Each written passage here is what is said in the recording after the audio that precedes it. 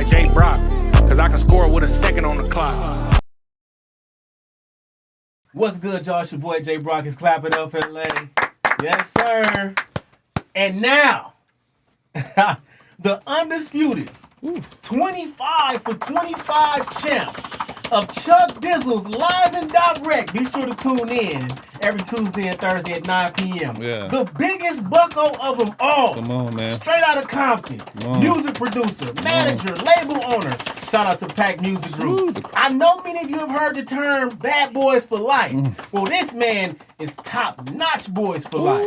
He makes a variety of beats, including dub beats, and he loves those dark drums and dark sounds. He asks for no praise, but to simply bring value. That's it. And if you need any beats, and make sure you tap in and get your pack from the one and only Python P, y'all. My God. Jesus Christ, man. Happy to be here. Wasn't Happy that hot, to be though? here. That was fire. That was fire. Yeah, no, you covered everything. I love it. Hey, man, that's what we love to do, bro. How is life treating you right now, man? Life treating me good, man. 2023 is a great year so far, man. So just gonna keep on progressing. Just keep reaching new heights, man. That's it. That's all, right, man. Just staying busy. You know, put the head down and you look up by the end of the year. Then I can evaluate and tell you how. I feel that. Let's take a quick second to give a shout out to our sponsor. Hey, what's good? Right now, you are in the studio section of the Z Room where you can record your next hit. So it's time for you to pull up, get with it, or get lost. Let's go. Yeah. Go crazy. Solid. So right now. How often do you look back at what you do, though? When did you start that? Man, yeah, no, I usually evaluate like towards the end of the year. Okay. I look back just to see. Well, I always compare. You know, I look end of the year because I always compare it to the previous year. Gotcha. You know what I'm saying? So I'm like, okay, I'm always like, so if it's like, you know, November, December, I'm thinking about, okay, where was I at this exact time the previous year? Yeah. You know what I'm saying? And then that's when I can know if I'm taking a step back or I'm taking a step forward. So I feel that. See, I usually do that like on my birthday.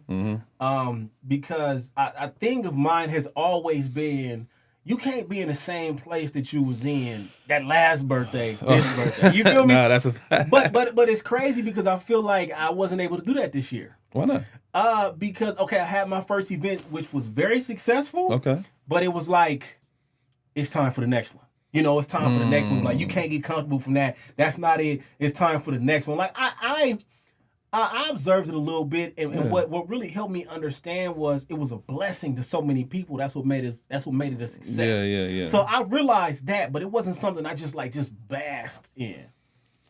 No, I feel you. And then birthdays is kind of tough too, man. You know, trying to look back, just, you know, to see what you're doing. Because with me on my birthday, I don't be doing shit. You know, so I'm one of those. You know what I'm saying? I just bring my peoples around. That's it. Yeah. And everything. But no, I definitely. I mean, I guess that's a good benchmark. Definitely the birthday, because I'm a year older. Yeah. Where was I at? You know what I'm saying? Facts. A year ago, doing the same thing. So we both on the kind of the same thing. Yeah. For sure, And also, it's a blessing to be able to do what you love on your birthday. This is about the third time I've been in a position where I'm doing what I love for my birthday and not what somebody else want me to do. You're not working on your birthday. You're doing what you love. I'm doing what I love on my birthday. It's a big difference. That's a huge difference, bro. No, and I know. Speaking from your experience, man, you've had an HVAC certificate. You've been a personal trainer. You've been an account. You know, you've learned accounting. Yeah, shout out to my pops. Man, shout out to that. But you said your heart was never in any of this. Hell no, I couldn't keep a job to save my life, bro. Word. Yeah, I mean, because I knew for a fact that I wasn't trying to work a job, you know, until I'm 50, 60 years old. You know, respectfully. Yeah. You know what I'm saying? Shout out, you know, to people that can do that. Got one. You know what I'm saying? I support that 100%. But me, I couldn't, and I can tell because I had the FedEx jobs, accounting jobs. Like I said, I actually got certified, did the whole school thing for the HVAC. You know, that wasn't for me. You know, my brother, my big brother, he's actually a personal trainer. So okay, gotcha, I got in it through him. Yeah. You know, when I was living in Tennessee with him. Yeah. So you was living in Tennessee? I was living in Tennessee for a few years. Yeah. My parents moved out there in 2007, and when they moved out there, I had a choice to either stay back in Compton and live in a house while they were trying to sell it, or go with them. So I chose to stay back, you know, and just take care of the rent. I mean, well, not the rent, but the mortgage back in Compton. So for about a year and a half, to 2 years, once they left and it was just me in the house. Yeah. Oh man, it was a different life. Bro. It was a different life. Was it a fun life? Oh man, we called that house of sin. Just know that. Just know that. Just know that. The House of Sin. Hence, it's a song with me and Soul from 2016 called House of Sin. Oh, okay. So it came from that. Is this around the time that y'all came up with the Street Beat ENT? And I didn't come up with Street Beat ENT. Okay. That's shout out Judge. Yeah. Judge, it's funny. We were just talking about that the other day too. Street Beat. Me and the homies. Talk to us about Street Beat ENT. Well, like I said, that's the homie Judge shit. He created that you know, that whole company, man. He had you know, Lori Joe, rest in peace. He had the homie Grim a part of it. Yeah. He had my homie King Rich a part of it. Soul was a part of it. It was a roster full of like a lot of talent. Yeah. That was in Centerview in Carson. Okay. And all that. Yeah. So that was around the first time I started falling into music. Yeah. Because like Soul was living with me around that time. That he was doing the whole, you know, Street Beat thing. So, you know, I used to like go with him. You know, the studio sessions over there in Centerview, we, you know, just do the whole nine. So that was my first introduction, you know, as far as just getting into the whole music thing. And that's when I kind of was like, man, okay, this is what I want to do. You know what I'm saying? But yeah, no, that was Soul's first stint as far as getting into the music business part of it. You feel me? Okay, got you. That's what's up, man. So we got to take, I mean, even back here, childhood, if y'all don't know, okay, Python P is a Cowboys fan. Okay, nation. A fan with all capital letters. Yes. Okay, his pops played for the Cowboys. Right. And your pops was actually able to play with the likes of Roger Staubach and Tony Dorsett. Has he ever given you any stories about these guys? Not so much. When we was young, for sure. We was kids. You know, he had the stories, and all that. But yeah, after that, not so much. You know, he was like 71 to like 82, and all that. And that was back then when like they wasn't paying players shit. Yeah, well, he got a Super Bowl. Cowboys won a Super Bowl in 77. But he was 78. Oh, 78. Yeah, 78. Yeah, okay, gotcha. Yeah. Okay, so he's right after that, and everything, man. But yeah, that's when they wasn't like paying like players, especially defensive players. They wasn't paying them like shit. It was only like the stars and everything. But it goes to show you like I'm a Cowboy fan because I came out the womb with this shit. Okay, man. Born in it, you know what I'm saying? Like Michael Irvin was my favorite player. Yeah. And this and that, man. When I was a kid, you wore number 88. Talk about it. Wait, I wore 88, all that. So let me ask you this: Ezekiel Elliott, no longer a Dallas Cowboy. Get him out of here. Oh, like that? I mean, shout out to Zeke. You know what I'm saying? Like, we love what you did. But we know the last 2 or 3 years, production for sure slipped. And then him getting paid so much, it was. I mean, but I'm actually going to miss him because it's more than him just, you know, running the ball, like his pass block and everything. I can get into it all day. You know what I'm saying? But no, I'm definitely going to miss him. But it is time for some new blood. At the running back position. Shout out to Tony Pollard, but we still need another running back. Man. And honestly, I mean, I'm the biggest Cowboy fan you're gonna find, but I'm just a little shaky on Dak. He's still a wobbler. You know what I'm saying? My boy Dak still feel me? People was giving it to him in the comments like, well, okay, so y'all let him go, but not Dak. But you gotta understand, Dak is a solid quarterback. He is, but now he's looking like a 2 picks a game type of quarterback. I don't know if he caught that bug or anything like that, but I mean, it's up in the air. It's like similar with him, to the Tony Romo situation. He take y'all up, then he take y'all down. See, but to me, Romo was the best quarterback we had since Aikman. You know what I'm saying? In my opinion, as far as talent and everything, like, you know, the coaching, the roster, he was given, you know, he did what he can do, especially with the coaching, you know, that we get, but. As far as him making shit happen, Romo, that's my quarterback. Okay. That's my quarterback. Yeah, that's my quarterback. And you can never forget that. You can never forget that moment. Romo's my guy. There's a plus, man. Y'all got one of the best corners in the league, Stephen Gilmore. Yeah, for sure. On the down end, on the back end of his career, but I'll take the mental, you know what I'm saying, aspect of what he can do. You know what I'm saying? He's been in the league for a minute, but I'll still take him over what we have. We had Anthony Brown. He was nasty. He was trash. Anthony Brown, now okay. So having him too, I'm for sure. sure with that. Yeah, for sure. and then rumors, Bobby Wagner is in conversation. Our defense gonna be shored up. Yeah. I'm just worried about Dakota. Yeah. I'm worried about Rain, Dakota, Prescott, man. That goddamn Indian. Hey, man, look, you have to be a true Cowboys fan because it's been a long time. And this is one thing I noticed, man. Don't nobody talk crap on social media like Cowboys fans. Oh yeah, for sure. But y'all got kind of humbled these past 2 years. I noticed a little difference. For sure. Yeah. I don't have my hopes up. Like every season, like I used to. Every season, I'm like, nah, this is Super Bowl year this year. But now, like I said, because it all depends on like the quarterback position. It's a wobbler every year. Yeah. So you know what I'm saying. I can't. I'm trying to. Yeah. So we'll see, man. I'm gonna watch every single game. Yeah. Next year, but we'll see. Well, you know one thing, Tony Pollard's gonna get his bread. I guarantee you that. That's a fact. Now we gotta talk about from Norrbond to Carson High, where you would actually meet Absol. You call Absol the pastor. He calls himself Solo. And when you he will. There's moments where Absol is talking, and I forgot what y'all call this. But anyway, he's talking to y'all, right? And what's up with Absol and his outlook on life that everybody just understands his point of view? Well, first of all, he's a know-it-all.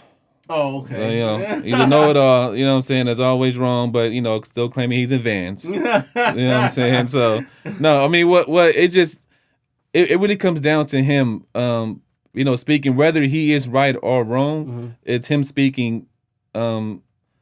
With him being sure of himself. Yeah. Like it pretty much starts with that. Once you speak with confidence, once you speak with surety, of course backed up with research and him doing a lot of, I wouldn't say reading, but him doing a lot of listening as far as to, audiobooks and podcasts and it's the shit that we into. You know what I'm saying? But once again, it just starts with him speaking with surety. You know what I'm saying? Like he speaks with confidence, like so you don't kind of doubt what he's saying.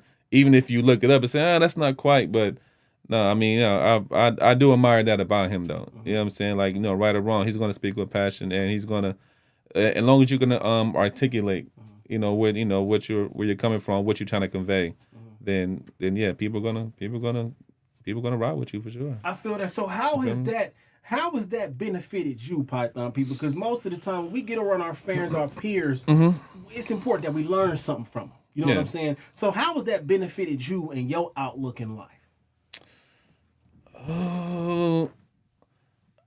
I would say it just because we always kind of been on the same shit. As far as us being aware, being conscious, being woke. You know what I'm saying? I hate that shit now. So we translate that just to being tapped in. Yeah. You know what I'm saying? So we both always been on the same frequency, always been on the same vibration. And everything, man. But just us being around each other where we can still piggyback that same vibe and still piggyback, that way of thinking, that way of living. I believe it helps both of us. Yeah, for sure. You know what I'm saying? Like, just the way we get at each other and we just always busting shit down. As from the day that, we started like, really like, fucking with each other, everything has always been about breaking shit down, busting shit down, just taking conversation to another level. And me and him, we both have that devil's advocate type of personality. Gotcha. So I think it comes with that more than anything. Like we'll bust some shit down and he'll be or you know what I'm saying, play devil's advocate, or he'll say something. I'm like, well, it could be this, just to expand the conversation, take it to where it's like, okay, just the deeper meaning of what something can be. And you see that just in his music. Gotcha. You know what I'm saying? Like it's always a deeper meaning, than what's on the surface. Definitely understood. Now, as far as you playing devil's advocate, that could be kind of hard for people to handle. You know what I'm saying? For sure. How often do you go through that where somebody just can't take your perspective because you always are looking at it from both sides? Yeah. I mean, well, I'm a Gemini first. If anybody's into the zodiac. You into the zodiac? I figured you was a Gemini. I don't know how I knew that, but I just knew he was a Gemini for some reason. I am a Gemini, man. So our whole dynamic is two sides. You know what I'm saying? So I'm always approaching any conversation, with alternative, just theories or questioning, just so I can, just so I can dive deeper into, what a person's thinking or pretty much I'm concerned about the why. Got you. That's my biggest thing. Like why did you come up with that? Why did you think about that? And I do the devil's advocate because I'm more so okay, but did you also think about this? You know what I'm saying? So like I said, I'm always about just like just peeling back layers. You know, of any conversation we can have, man. So like, and to me that I mean, you know, people may get annoyed or, you know, if they don't, you know, they're not feeling that, but to me, it just brings out a way where you can build on conversations. Yeah. You know what I'm saying? Like, I'm not really about like debating or you know, just arguing about it. I'm more so about building. So if we can have a conversation, I'm playing devil's advocate just so we can build on top you know, of where we started, then you know we can get somewhere where we can have more of a profound answer. Got you. Now, you know, being you are politically outspoken, okay? For sure, used to be, yeah. Okay, I'm kind of calmed down, you know. So I'm in the industry now, you know. I'm now political P. Yeah, that's what they call me. I'm political P. So you know, I do my. The P stands for political. The P stands for pack. You know what I'm saying? That's it. So, you know, during your experience, bro, what are some of the things that, you know, okay, like, I guess this is a painful topic, but even the George Floyd situation. How do you play devil's advocate in that? Because ultimately you're going to be biased towards us because that's our people. For sure. But how do you play that role in that situation? That's a tough role to play as far as devil's advocate. That's the way you just kind of be like, nah, that's no. I mean, it's really situational. I can't really come off the top. You know, to do a devil's advocate, because then I'm forcing it, or now I'm just like now I'm just making up something. You know what I'm saying, just to trigger, or anything like that. But no, it's really situational. Everything is built off conversation. So you know, if you know people having conversations about you know a certain aspect of George, you know, being fairly untreated, or you know the reasons why, or you know you have to fake kind of bill anything like that. Like I said, if I'm a devil's advocate, I'm more so approaching it, you know, just trying to get understanding from both sides. I mean, I personally think, you know, everything comes down to understanding. Yeah. Usually people get mad off of shit they don't understand. For sure. Once you understand something, you can't be mad at it because it's like, okay, I get it. Whether you agree or not, at least you understand. You know, just having empathy and sympathy. That's a fact. You know what I'm saying? That's so I really root myself in that. Because nowadays, like, you really have to fight, and you really have to like work on day to day of not being triggered of what you see around you. You know what I'm saying? So, you know, I practice that every day. You know, just have understanding, not getting triggered. You know what I'm saying? Because once you do that, and then you know, because being triggered, that can really knock you off your axis. That can really like, you know, it can lower your vibrations and all that. So yeah, not much shit trigger me because I'm all about understanding whether I understand it's just a play that they're doing or it's a script or you know, or they're actually trying to trigger. Yeah, so I get it. I understand that. But you took a trip up north one time, San Francisco. Yeah, definitely. Triggered. What do you mean triggered? What do you mean? What do you mean? What do you mean? What do you mean? You took a trip up north. Okay. Okay. There was somebody you had to kick out that car. Triggered. Hey, triggered. And look, and it wasn't even. It was me. You know what I'm saying? Like I had the wife with me, I had the homie with me, and everything. Definitely. But yeah, no, that was. It was funny. It was the best trip and it was the worst trip. You know what I'm saying? Like the worst trip for that person. For us, nigga, it was great. That was my first time in San Francisco. And things like that. But no, we literally had the travel mate from hell. Real shit, man. That's not funny at all. That's not at all. I wouldn't even mention the person. You know what I'm saying? Respectfully. You know what I'm saying? But but this person, I mean, from the minute they got in the car, it was bad. That's bad. It was bad. Yeah. You never want to be in a situation like that where it's just that, you know, you don't want to be that person to ruin the whole vibe of the whole situation. You don't want to be that. But I'm saying that to say that, like, I'm a person who doesn't get easily upset with things either. You know what I'm saying? I like that. What's your sign? I'm a Pisces, bro. You're a Pisces? Yeah. I fuck with Pisces. I ain't like that. It sounded like he was about to say what I was? No. It's just, well, because, you know, Pisces is a water sign. Yeah, for sure. You know, and this dynamic that Geminis have and Pisces, because Geminis wear air signs. So we always stay in the clouds. Yeah. With Pisces, with y'all being a water sign, like you guys have the habit of always going too deep on situations. You know what I'm saying? And so this the dynamic me and Soul have, like he's always going super deep. And so with me being an air sign, I'm always like pulling him up to the surface. Like, bro, it's not that deep. Come up to the surface. Like, you feel me? Yeah. My wife is a Gemini, and I don't do that. So is that time where she's like, baby, it ain't that deep, right? Yes, bro. I'm talking about. I am a dreamy person, bro. Yeah, for sure. And when I get to telling her the stuff that I'm just daydreaming about, it's like she like, look, my nigga, that's not what's going on. Wait, so what? See, by the same time, that's your power though. Yeah. You know what I'm saying? So don't dim it. You know what I'm saying? Just cause we don't, fully like, involve ourselves with. Like I said, cause we live in the clouds. You know what I'm saying? We in the air, so everything just flows off us. Like we don't take nothing serious or anything like that. That's the and whole y'all also know how to hide y'all anger. You know what I'm saying? I know that about you. For sure. No, well, look, we can, but we can't. Like you can tell when something's bothering us. Yeah, definitely. For sure. Especially my wife, because she be trying to. I be like, look, I know something. I just feel it in my spirit. Yeah. I know you too well. We get quiet, or what I'm saying, because we're always happy-go-lucky. Yeah, facts. You know what I'm saying. So the minute we not, something. Y'all can pick up on any vibe and roll with the vibe at any given time, that is a superpower for Gemini. No, we are mutable. That's the actual. That's the actual thing in our sign. We're like chameleons. That's crazy. And that goes to me being a producer. Mm-hmm.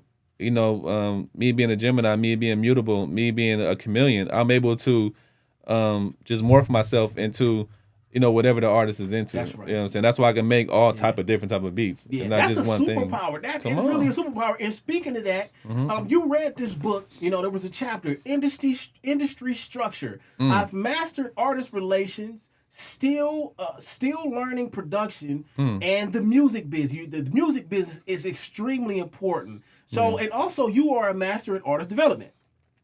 For sure.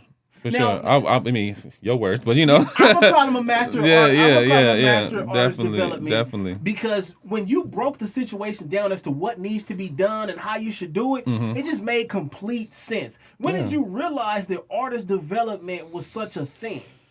Just watching TDE go through it. Yeah. And to me, they're one of the last, labels to actually do that, with their artists. But me seeing that from the beginning, how they develop their artists, how they run them through the mill, of the hole in the wall shows, and just countless, rap camps, and just countless. Just always like it's always like it's almost like not enough. You know what I'm saying? But it's for the betterment of the artist. But bottom line, watching how TDE run their artists and all that gave me the blueprint of how to do the same thing. But to me, it just come down to, like I said, just artist relations and just knowing what the potential of an artist is before you even get involved with them. Yeah, for sure. It's really that, man. So to me, it's a talent within itself, seeing potential in someone and all that, man. And that's beautiful because we got so many rappers when probably some people should just become an artist developer. You know what I'm saying?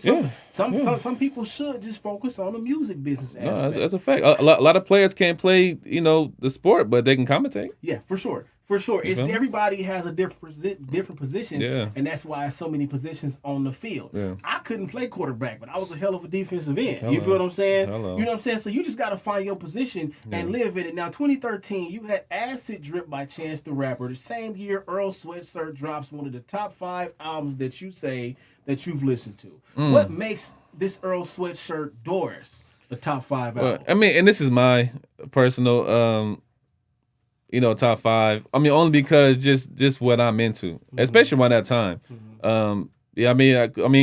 I really started making beats.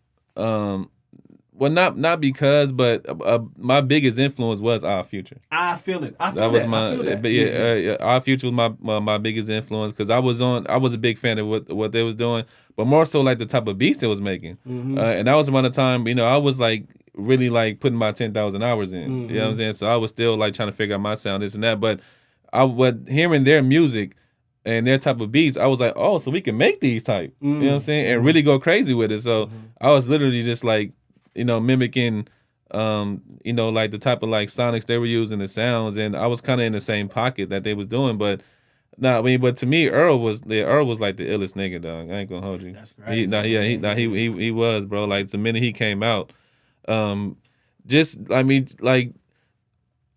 his rhyme pattern was unique to me. Yeah. him being able to articulate himself legibly, how you say the word legibly? Is that the word? Legibly. That's legibly. Good. Yeah. Okay. Yeah, the way he can articulate himself legibly. I'm a big fan of artists who I can understand every single word they're saying. Got you. Yeah, you know what I'm saying? So that's why I was and on top of that, his voice, and then just his content. You know what I'm saying? It was different from, just hearing like, the same. I mean, he was on his Eminem shit, but it was still of the culture. You know what I'm saying? So I still am, but Around the Doors, Earl Sweatshirt, yeah, he was top 5 to me. He was that guy. I feel that because I remember when Tyler the Creator, he dropped, I don't know what the project was called, but he had that Pigs Fly High on there. Those beats was cool. That whole project was crazy to me, bro. I remember I moved to Tennessee in 2008. Yeah. Like sometime like late 2008, and I haven't even like heard of Our Future yet. Yeah. I think it was like 2007, 2008. But I remember I was in Tennessee. I remember Soul called me. He was like, "Bro, have you heard of Tyler the Creator? Like, have you heard this Yonkers shit?" I was like, "No, what are you talking about?" And he was like, "Bro, look it up right now and everything." And I looked it up. I was like, "Y'all, nah, this is hard." Like he was the one. Yeah, he was the one that literally called me to put was like, "Bro, listen to these niggas." Like, wow. Yeah, nah. And that's when I was like, nah. It's because me and him was on these niggas heavy. Yeah, that's what's up. That's what's up. They was really doing. I remember Tyler the Creator went off on a rant like, "Man, y'all better give me a chance. My shit is dope, and look at him now." Right. Shout out to that, bro. Yeah. And that's a beautiful thing that was one of your influences. Now sure. in 2014. Dr. Octarex, the Cone Drums, you would be at lunch. You feel me? You would be at lunch making your beats on the computer. Yes. You know what I'm saying? And then after work, going back home to make more beats. Come on, man. Dog, you gotta understand, like, around that time, like I went to Rent-A-Center. And I literally rented a desktop PC. Talk about hunger. Come on now. I rented a desktop PC. I'm literally paying $21 a week. Like just to keep it at the crib. You know what I'm saying? That Rent-A-Center, that literally like kickstarted because I'm literally every single day. Because when you renting that bitch, $20 a week. Yeah. You know what I'm saying? Right.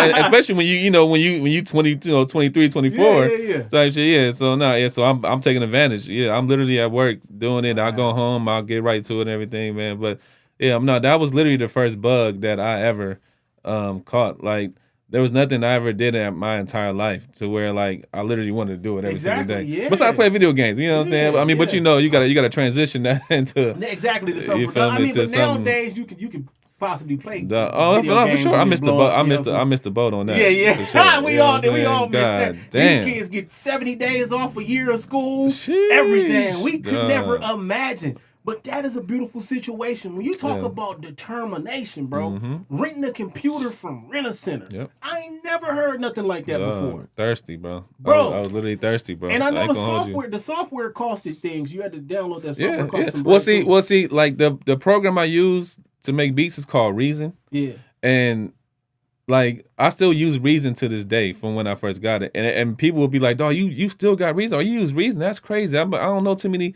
people that do it, only because when Reason first came out, that was the first program where you can get a cracked version, where you can get it for free, so you can literally illegally download jailbreak and all that. Yeah. So that's why he was able to be. Because besides that bitch like $500, $600.